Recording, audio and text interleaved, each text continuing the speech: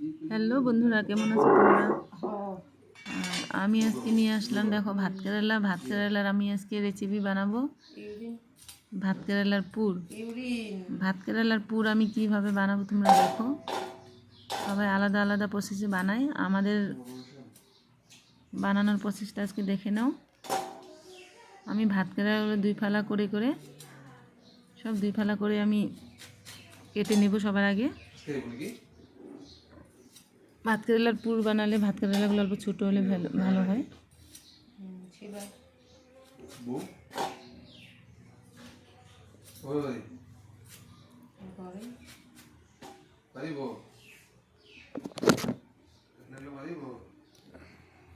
এই যে দেখো, ভাত কেরালাগুলো আমার কাটা হয়ে গেল।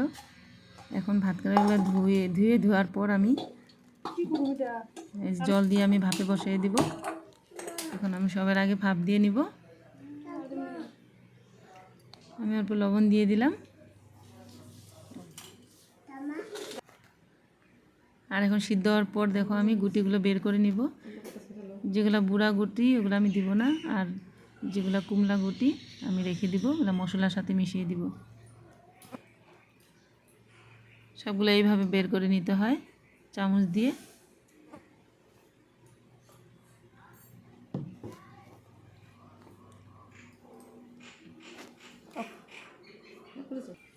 এইভাবে দেখো আমি সবগুলো গুটিগুলো বের করে খালি করে নিলাম।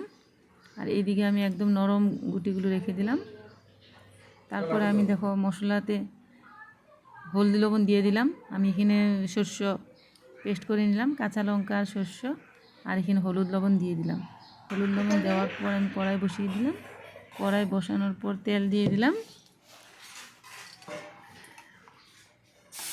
তেলটা গরম হয়ে গেছে আমার। এখন আমি মশলাগুলো দিয়ে দিলাম। এখন মশলাগুলো ভেজে নিব সবার আগে।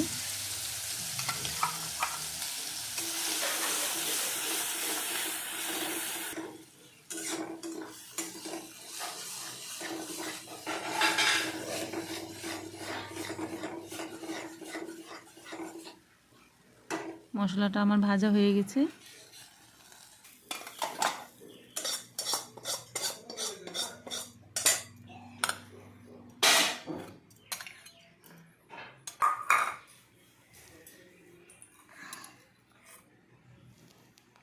এই যে দেখো আমি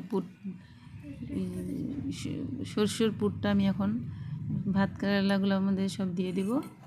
ভাত কেরালাগুলো সব সরষের পুর দিয়ে ভরে, তারপর আমি চাল ভিজিয়ে রেখেছিলাম, এখন আমি মিক্সিতে পেস্ট করে নিব। চাল গুঁড়ো দিয়ে ভাজতে হয়। এই যে আমার দেখো পেস্টটা হয়ে গেল। এখন আমি পেস্টে হলুদ লবণ দিয়ে দিছি। এখন আমি আবার কড়াই বসিয়ে তেল দিয়ে দিলাম। এখন আমি একটা একটা করে ভাজবো, তোমরা দেখতে থাকো। তোমরা এইভাবে ভাত কেরালার পুর বানিয়ে খেয়ে দেখো, অনেক টেস্টি হয়।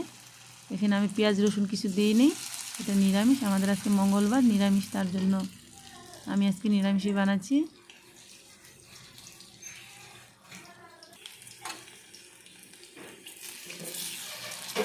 তোমরা ইচ্ছা করলে তোমরা রসুন পেঁয়াজ দিয়েও খেতে পারো, শস্যের সাথে রসুন পেঁয়াজ দিয়ে, কিন্তু আমার ভালো লাগে না রসুন পেঁয়াজ দিয়ে, আমি নিরামিষ বানাই।